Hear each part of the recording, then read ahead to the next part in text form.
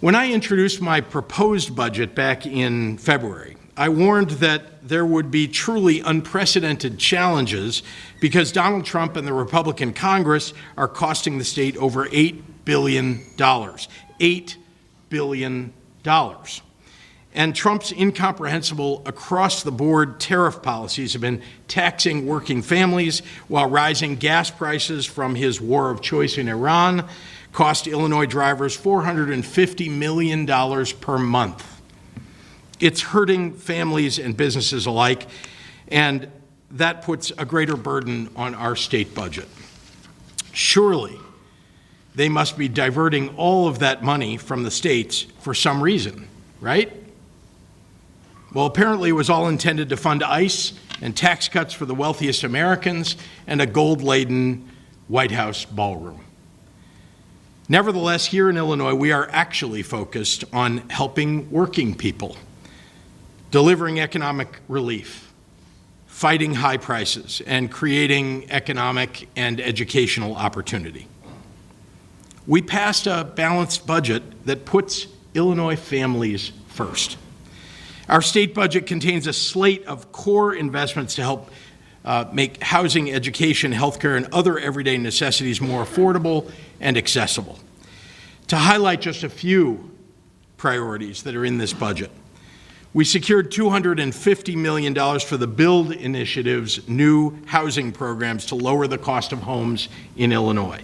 That includes $100 million for local infrastructure support to expand housing development, $100 million for Missing Middle and Affordable Homes program, and $50 million for new homebuyer and first-time homebuyer assistance.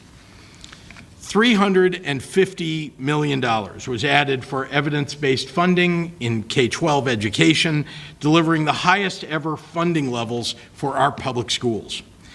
The budget also increased funding for universities and community colleges while maintaining record MAP and AIM High funding.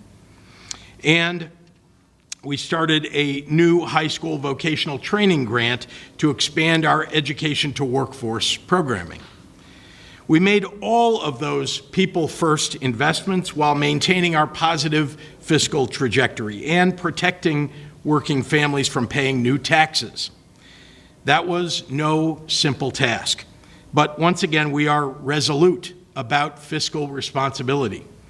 We consolidated agencies and we increased transparency and fiscal accountability to support safety net hospitals and nursing homes. We were also able to provide working families direct economic relief, lowering costs and countering inflationary pricing brought on by Washington's failed policies. Here are just a few examples.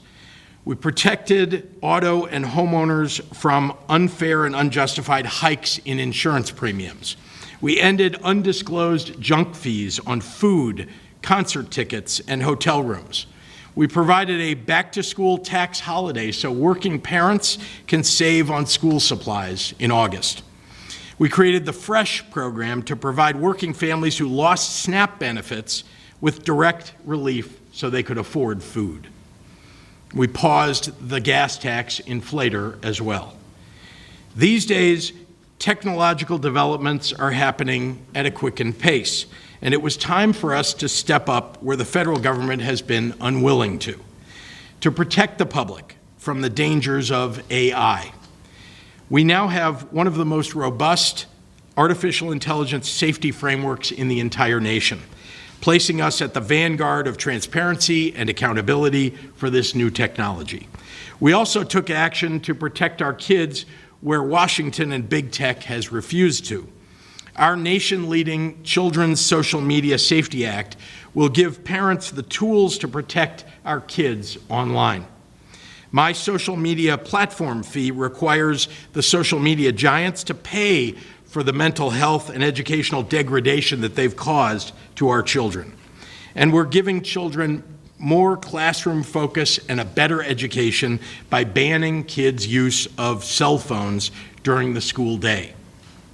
From start to finish, the work of the legislative session that we've just completed was informed by the priorities and values of Illinois families, like lowering costs, investing in and protecting our children, laying the foundation for long-term economic development and job creation, and improving our state's overall fiscal health. I look forward to taking your questions in a few minutes, but first let me introduce a passionate champion for working families and, of course, my partner in governance, our Lieutenant Governor, Juliana Stratton. Juliana? Hello, everyone, and thank you, Governor Pritzker, for always standing strong on behalf of the people of Illinois. It's truly an honor to serve by your side. I want to echo the governor's appreciation for everyone who stayed at the table and helped deliver this 8th consecutive balanced budget.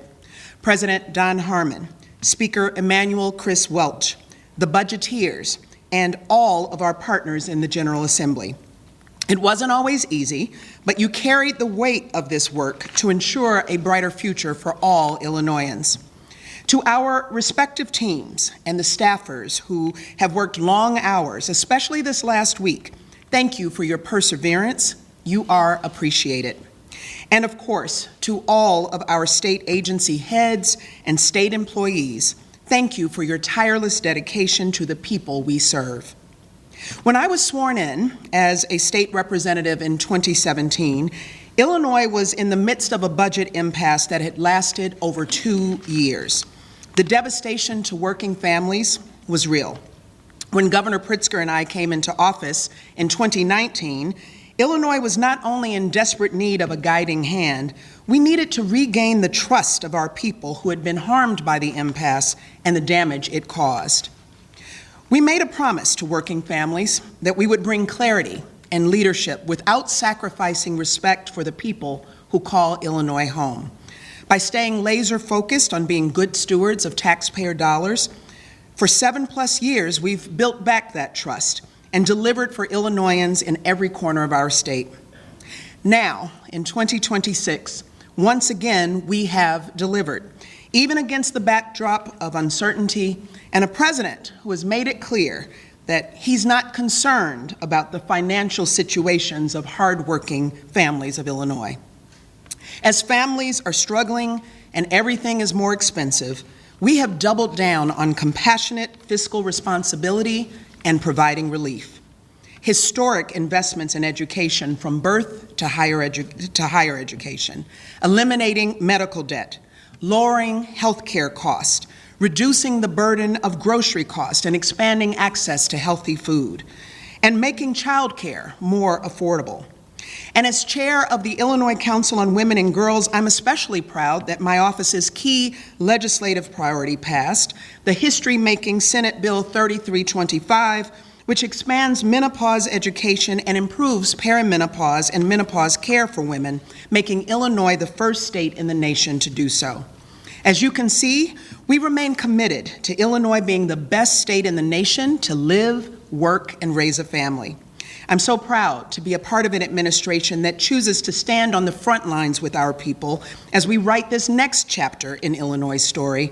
And as I always say, our only way forward is together. It's now my honor to pass it over to one of our tremendous partners in progress, Speaker of the Illinois House, Emanuel Chris Welch. Speaker. Good morning, everyone. Good morning. It is nice to be back after such a quiet, restful night. Thank you, LG. We began this session with a simple focus. People who work hard shouldn't feel like every day is such a struggle. Opening a bill shouldn't feel so scary. No one should have to choose between their medication or putting food on the table. These conversations that families have around their kitchen tables are at the heart of our agenda here in Illinois. And that's why we were able to deliver a fiscally and socially responsible budget that moves forward while Washington is choosing to retreat every single day. That's why we're investing in expanded school lunch and our first of its kind fresh program to meet the needs of SNAP recipients who have been turned away by Washington. That's why we're investing in education at every level, from early childhood to elementary school to after school to college to career training. That's why we're investing in affordability by freezing the gas tax and cutting taxes on back-to-school shopping. And in these and other spaces, there is definitely more work to be done. We need to continue our work on AI regulation. We need to continue our work on affordability. We need to continue our conversations on the Bear Stadium question. I know in the House, we need time to review the bill that came over early this morning. We need to know, where do the Bears stand? We need to take the time to get it right. Last night, we passed a major cannabis and hemp reform package, one that many people said the House would never get done. The same was said about the 340B package we passed last night. The same was said about the Junk Fee Ban Act that is now on the governor's desk. The same has been said about an assault weapons ban. The same has been said about CJA. The same has been said about transit. But we've gotten it done by using our processes and taking the time to listen and to get it right. We delivered finished products that were better than we could have ever imagined. And so I want to thank my partners, Governor Pritzker and President Harmon. They have truly been partners in this every single step of the way. Special thanks to my budgeteers. I got to tell you, I've told them every day, I couldn't have done it without them because they truly did the work. They are winners. They know that I say winners do the work, and they did the work. Leader Gable, Leader Gazzardi, Leader Buckner, Leader Delgado, I want to thank you publicly in front of all these cameras. And I also want to thank my all-star team, my staff, Madeline, John, Jason in the Budget and Policy Office. I want to thank Kat Bray and her legal team. I want to thank Nora Walsh and the legislative team. I want to thank John Maxon and Dolores Walton and Izzy. And of course, directing all that traffic is my rock star Chief of Staff, Clayton Harris III. Thank you, my friend. And with that, I want to bring up my partner in legislating, my friend from the west suburbs. Please welcome the Senate President, Don Harmon.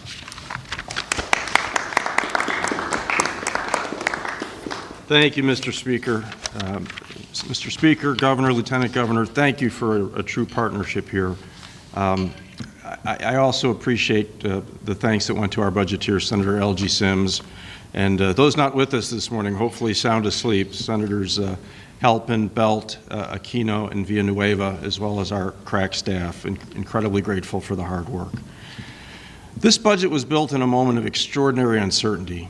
More than 100,000 people are losing food assistance because of decisions coming out of Washington. Hospitals serving some of the most vulnerable communities in Illinois are questioning how long they can keep their doors open. Programs focused on HIV education, youth addiction treatment, domestic violence services, and other essential services are facing devastating cuts, all while working families continue to struggle with rising costs and economic instability. The state of Illinois cannot undo every reckless decision being made in Washington, but we can choose what kind of state we're going to be at this moment. For Illinois Senate Democrats, that meant strengthening safety net programs to help as many as we can. It meant protecting access to hospitals and health care in communities all across Illinois. And it meant continuing to invest in the future of our children, even when the federal government on a daily basis wreaks havoc on public education. The single largest increase in this budget goes to public schools. More than $300 million new dollars go to classrooms across Illinois. We also created the state tax-free back-to-school shopping window to give working families a little breathing room when the next school year rolls around. And we accomplished all of this while passing another responsible, balanced budget that does not raise the state income or sales tax. Would we like to do more? Of course. There's always more work to do. But leadership is about making responsible decisions in difficult moments. It's about providing stability and predictability for families, schools, hospitals, businesses, and community organizations trying to plan in the future of uncertain times. And that's what this budget does. I want to thank again all the members of the Senate Democratic Caucus, the House Democratic Caucus, the Speaker, the Governor, and everyone involved for their partnership and shared commitment to moving Illinois forward responsibly and compassionately. And with that, I'll turn the microphone back to the Governor. Thank you, sir. Happy to take questions from members of the media. Rick Pearson. I may be the only one in this room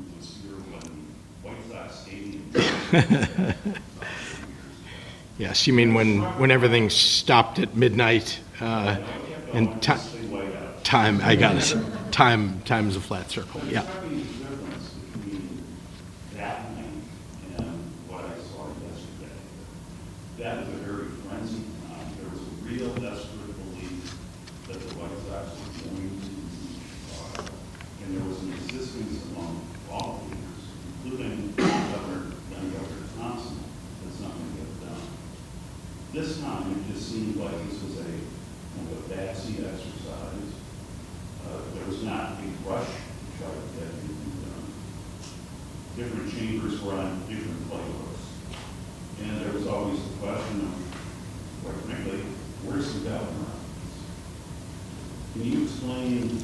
Well, I think you weren't listening if you don't know where the governor was, because I will say my principles have been the same from the very beginning and until yesterday and remain today.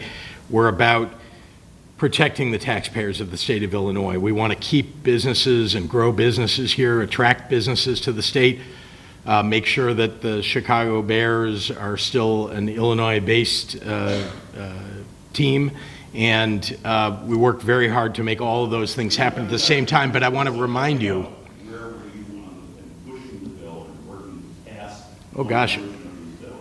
Oh gosh, I was in meetings throughout the weekend, indeed, on this, not to mention throughout the last 6 months. What I can tell you is that my principles focused on the taxpayers of Illinois and making sure we weren't doing something like paying for a stadium, a privately owned stadium, for a billionaire-owned team. That didn't make any sense to me, and I said from the very beginning we're not going to do that.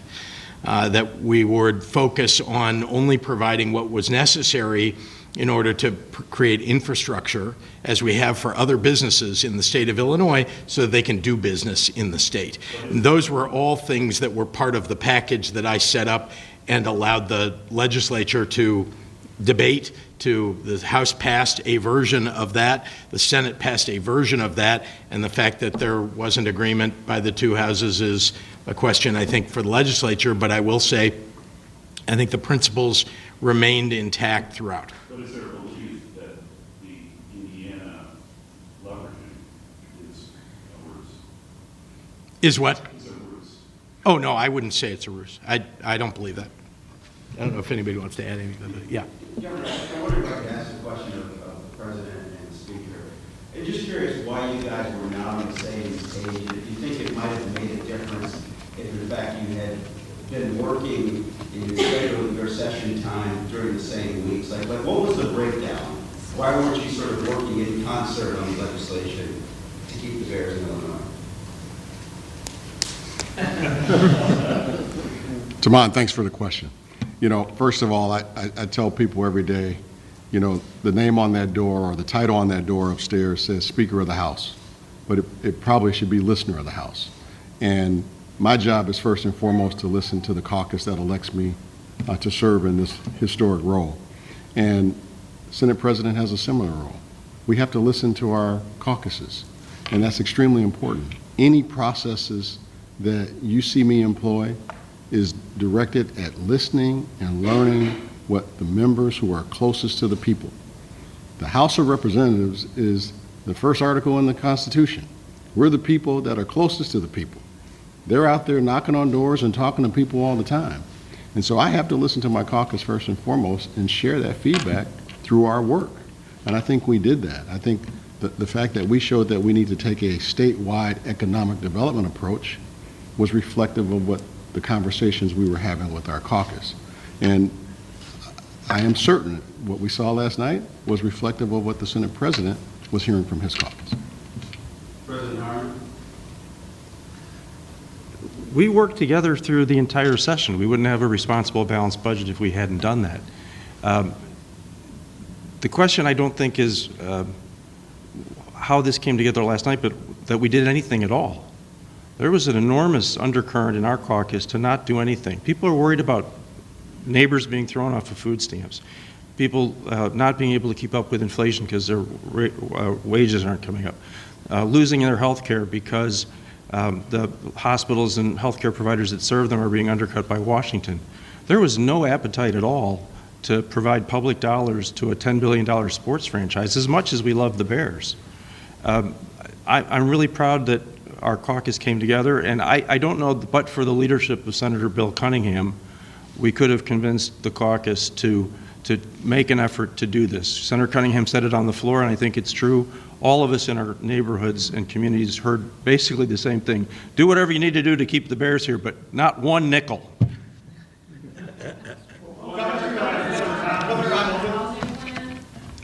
I'm sorry. No, go ahead. No, go ahead. Yeah. Olivia. So I felt like the capital initiatives for the housing plan passed, but the package of bills did not last night, or housing plan specifically. Do you see that as potentially a political issue going into the rest of the year? Absolutely. I'm going to be campaigning on it. So yes, it's a political issue. I believe that we need to do even more about housing in this state. I proposed bills that may not have passed this session, but remember, a whole lot of things, and in fact, I made a list for myself so I could remind you all, a whole lot of things that were important take years to get done. An example of that is the junk fees bill, which finally got done this year, but it's 2 years old. We had a homeowners insurance rate reform that's 2 years old. The electronic medical records bill, the healthcare reportable conduct, these are all things that take years, some of them more than just 2. But I can tell you that I believe that the people of Illinois want action on housing. They want to make sure that we make it easier for people to build more homes and make it easier for people to create housing on property they already own. And so I'm going to continue to fight for that. Is that going to be a liability for you this year because this is an election year? Oh, no. I mean, I think, are you kidding me? The question is, do you want to elect somebody who's actually for building more housing or somebody who doesn't have any plan at all? Those are the choices people have. There's a lot of concern about data centers across the state. How can the General Assembly leave here at the end of the session without taking any action on regulations, not even a pause in the incentives? And I'd like to get the leaders to weigh in as well. Yep. Again, that's an issue that I feel very strongly about. You know, I proposed that there be a pause on data center tax credits. I believe that data centers ought to be paying their fair share and that they ought to bring their own energy with them. And so those are things that, you know, we've been fighting for. Obviously didn't get through this legislature, but I'm not sure which one of the leaders wants to talk about how the legislature dealt with it. I think that's a perfect example of what the governor talked about. These things take time. These are some complex issues that we're dealing with. In the House, we had hearing after hearing on data centers. Clearly, something needs to be done, but you have to listen. We have to make sure everyone's being heard. We got to make sure our caucus is in a good place on these issues, and you know it when you hear it. And we just weren't there this session. These complex legislative issues take time. And I do think we're going to eventually get there, and when we get there, it's going to be done right. Governor, can you talk about what you want to see happen in the next 2 years? Are you prepared to call a special session if things get worked out? And with the Bear saying the NFL wants a decision by early spring or late spring, early summer, we're kind of there now. Is there an urgency to get things back together, to get something presented to the Bears? Well, I know that the House has said that they're going to continue to work on this over the summer. I think the question of a special session is a question really for the legislators and not for the governor here. You know, they've got to come to an agreement about something or other, and then either one can call a special legislative session. I can as well. I'm sorry? Another plan installed during the session could have benefited downtown Springfield. A lot of people around here were waiting to see an answer on that. Passed out the Senate. I'm curious, Speaker, why wasn't it called for a vote last night? I hate to sound like a broken record, but some of these issues take time. You know, the votes weren't there. To pass a bill for the Bears, with just being about the Bears, the votes weren't there.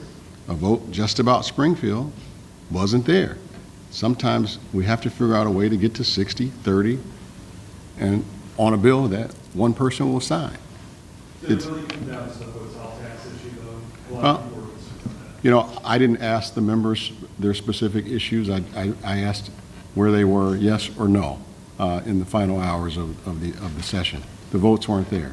And we're going to continue to have those conversations to find out what the specific issues are, and we'll get there. And, we're here. We're very much a part of Springfield and the economy and what goes on here, and we want to see something happen. But what will happen will be what is right. Speaker, were you frustrated the Bears bill came so late? Listen, I respect the Senate President and his processes over there. That's the legislative process. That's sausage making. It came over late, as you said. We didn't have time to digest it. We didn't have time to find out what other folks thought of the bill. I need to have some feedback from our members before asking them to vote for it on the floor, particularly in the wee morning hours. And so I'm respectful of the processes in the Senate, and I'm sure he's respectful of the processes that we have in the House. Is there a solution that you think your chamber could support that would incentivize the Bears to stay as opposed to leaving? Well, we passed one over to the Senate in April. That's certainly one. And so now we have to continue to listen. I've already had meetings already on my schedule that is going to continue those conversations. I'm looking forward to hearing what folks have to say. I want to hear what the Bears have to say about the proposal that came over to the House, share that information with our caucus, work with our leaders that are actively involved in this process, like Leader Cam Buckner. The work that he has put into this has been just amazing, and I'm extremely appreciative of Leader Buckner and the work that he's doing on this. And we have to make sure we're considering all of the factors when we're doing this. The Speaker and Governor, these negotiations have been going on for 3 years. So there's a transition, obviously, from the pilot proposal to this sports facilities authority proposal. In the 3 years, did any of that ever come up? Jeremy, let me respond this way.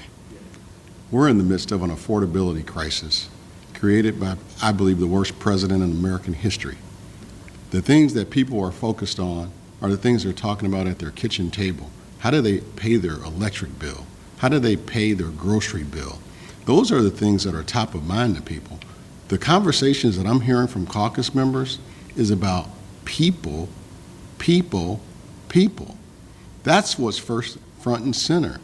These conversations that develop around billionaire-owned sports teams are secondary to many of my members, and I have to be considerate of that. But if I may, on the date of the governor's budget, there was a 3-hour meeting with the governor's office, contingent in your office in the Senate. Clearly, this is the Bears. I mean, everything you mentioned, of course, are very important. But clearly, a 3-hour meeting on one of the most important legislative days of the year shows that the Bears are a priority. The Bears are a very important part of Chicago. They are an iconic institution. We would love to keep them in the state of Illinois. You cannot ignore that as part of the conversation. But what we do here is also about priorities. And the priorities in the House are dictated by my members. And what they're talking about are the affordability issues. Yeah, I want to just say, though, in response to that, first, you described that day as one of the most important legislative days. Actually, very little happens in the legislature on that day other than my presentation of my budget and, frankly, all the work by my staff that were in that meeting, as well as the staffs of the Senate and the House that were in the meeting. Appreciate that, but I mean, just the reality is it's not like they took time away from the important things that we're getting. I do want to table set for everybody because I'm listening to all the questions, and I think that honestly, we're working to survive a president of the United States that is attacking the people of Illinois and the people of the United States, particularly working families. And literally billions of dollars have been taken away from people in our state. We've seen these massive tariffs that are affecting people at the grocery store, when they're going to buy a car, everything else in their lives.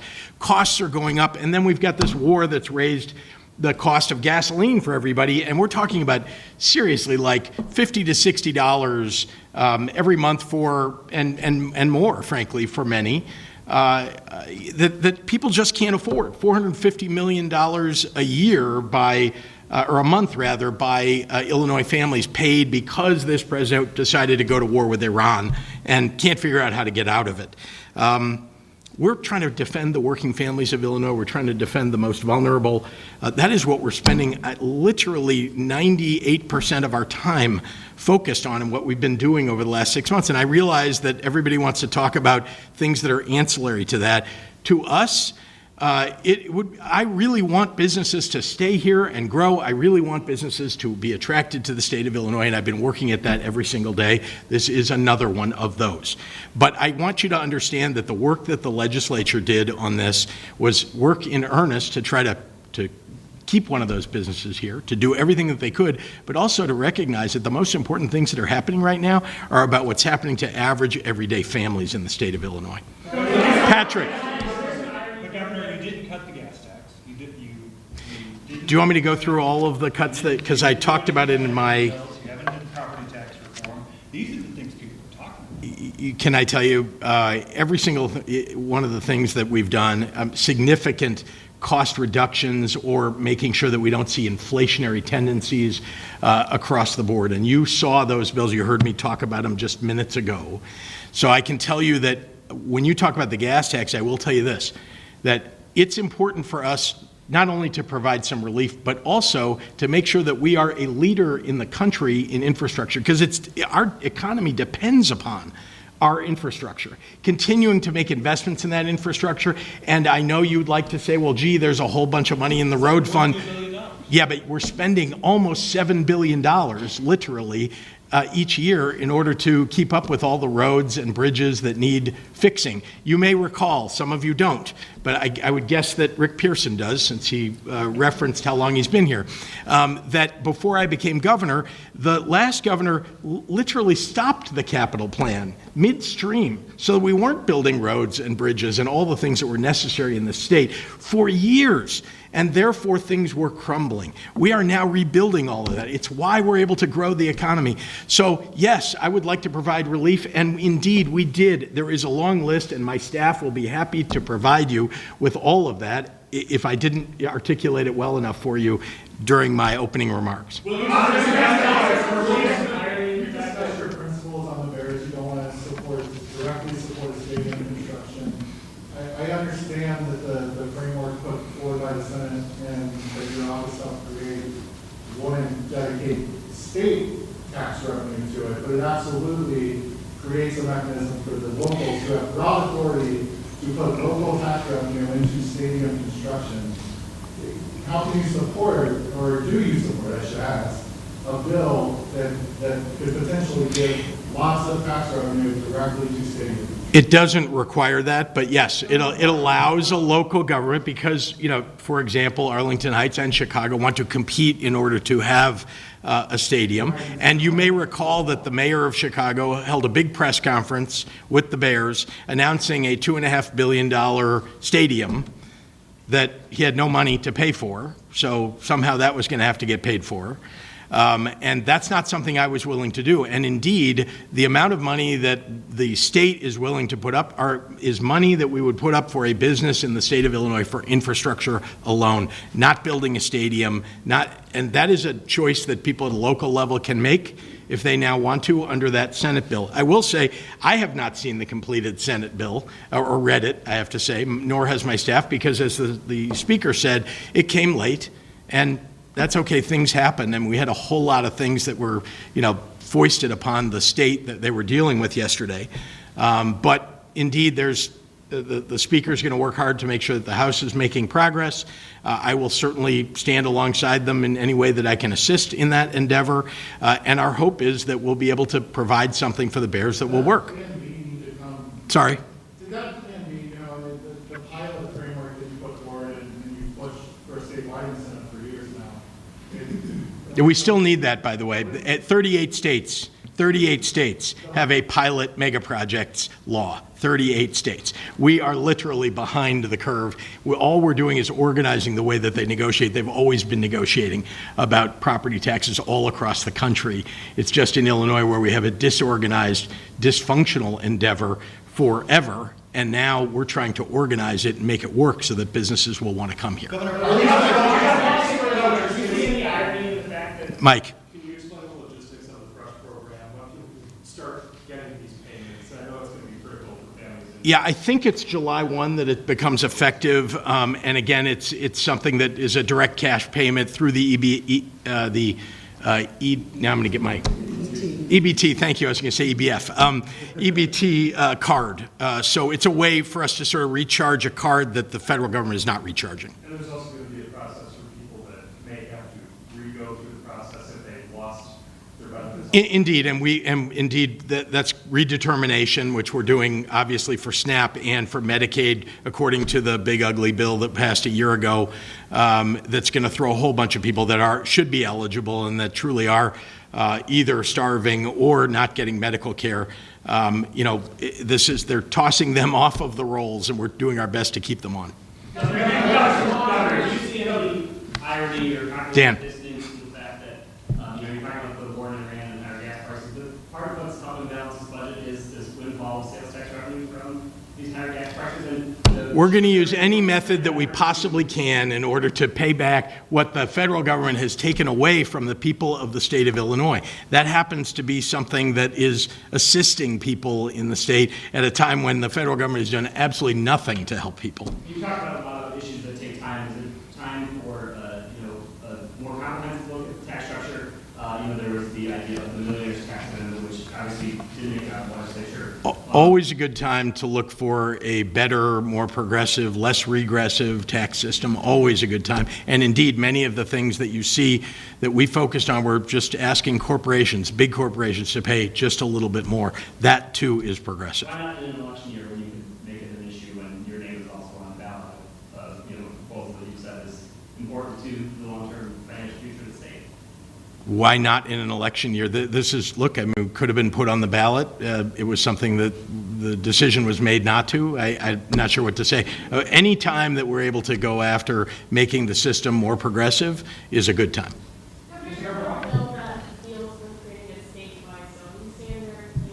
A statewide what? Zoning. So obviously it didn't pass, and there's a lot of pushback from INL, but also some concerns from lawmakers who didn't like the preempting of local control aspect. And I'm just wondering if that's something that you will push for in veto, and like how you dissuade there. Yeah, I know that it's been characterized as a massive taking of power from local government. It isn't. It is literally looking to get 2 and 4 and 6 flats built in areas where it's very, very difficult to do it. It's an effort to try to get ADUs and other opportunities for people to maybe make some money on the property that they own, or to bring their grandparents or their parents in to live on the property with them, perhaps in a garage apartment, or turn their garage into an abode for their relatives. It's become near impossible for people in many communities across the state to do that. And if we need 240,000 homes built by 2030, or at least new places for people to live, then we're going to have to look at all of the available facilities and encourage more development of just small-scale developments. And that's what those proposals are. That is what the endeavor of BUILD continues to be, and I'm going to continue to fight for it because we need more housing in the state. And it isn't just low-income housing, it's also middle housing, as we've been talking about, housing for working families and middle-class families they cannot get today because of policies in individual communities, and also the challenges brought by the federal government of higher interest rates, of higher costs of everything. So we're trying to do everything we can within the state in order to make it possible for people to buy a home. Should lawmakers be getting a raise in their pay this year when lawmakers are growing so much and they're making now six-figure salary? And you throw that with the struggles of everything else. Inflation's affecting everybody. I've fought for workers to get better pay, not only with the minimum wage hike, but also with collective bargaining. We passed another bill that will help with collective bargaining. It is a time when, if you want to deal with affordability, what we ought to be doing is giving people better wages. That's probably the number one thing that we could do for people. Certainly lots of other things that we did, in fact, in the budget and in the bills that were passed this year. Your proposal to allow community college to stop 4-year degrees didn't move forward again. What's the holdup? Same answer I think you've heard from others and from me earlier. Sometimes these things take more than a year or two. In this case, it's something I really believe in. It's more affordable for people to be able to get essentially a baccalaureate from a community college than it is to go to a four-year university. And so we're trying hard to get that done. I think that we have an opportunity for it next year. Again, some of it is in the mix of just discussions and negotiations. These things take time. Breaking news. Okay, so Mayor Jim Tenali of Arlington Heights says he is not on board with this. It's a fumble for the state of Illinois. He is not going to create a sports facility commission in Arlington Heights. Does that mean it's over for the Bears in Illinois? No, I think, again, there are going to be conversations. There's no final bill here. There is a bill that was proposed by the Senate, a bill and passed by the Senate, a bill that was passed by the House. There are other ways to go about this. I'm not sure. I think that those conversations will be ongoing among the legislators. I've set out my principles for everybody. We'll see whether they get followed. And I think what the Bears asked for were embedded in the principles, but not all of what they asked for. We're not building a private stadium or a stadium for a private company. So that's my view of go for it. And you know, there may, anyway, that law didn't pass, so what he's rejecting didn't happen. Liabilities for you if the Bears leave Illinois under your watch? Oh, I don't want the Bears to leave Illinois, and I've worked very hard to make sure that they stay. Indeed, my original focus had been keeping them in the city of Chicago. They weren't able to find a property to make that happen for them in the city of Chicago. If they leave, it will be perhaps under your watch. It might be during my term in office if they decide to go to, actually they would leave after that, but if they decide to and they're building a stadium somewhere else, that might happen. But the reality is I wasn't willing to give up billions of dollars of taxpayer money in order to give it to a billionaire-owned family or team, and believe very much that the incentives that we provide for businesses ought to be similar to the incentives we provide to this type of business. As much of an emotional connection as many of us have to the Bears and to keeping them in the city of Chicago or in the state of Illinois, number one principle is we're not going to foist this on the taxpayers of the state of Illinois. Issues that didn't want to make it over the finish line and that we really wanted to, and so what are the steps that are going to be needed to take to get that to happen? Sure. I mean, I think I mentioned a few earlier that you know, and you all brought a couple up, but I mean, I think these, look, the number one affordability issue for people is housing, just by far. It's the number one expense that everybody here and around the country has. And so the more we can do on that, then the better off I think the people of Illinois are. So I'm going to be focused on that, and I'm going to be talking about that certainly from now until the next session and through the next session. But I think you'll hear about it during the election.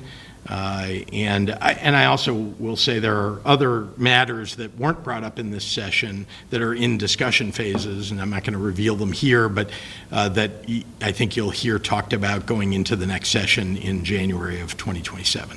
Governor, you talked about no plans to suspend the gas tax at all? We suspended the gas tax inflator, and so that did happen during this session. And then July 1st, does the... And I want to just remind you one other thing, which is I know that there are other states that have done other kinds of gas tax relief, but I will say that many of them, as you probably know, have terrible roads and bridges and terrible airports and river ports, and don't apparently intend to improve those in any way significantly the way that we are. And it helps us to be nearly the best in the nation at having good infrastructure. And so that's one of the reasons why we're continuing to make the investments that we are.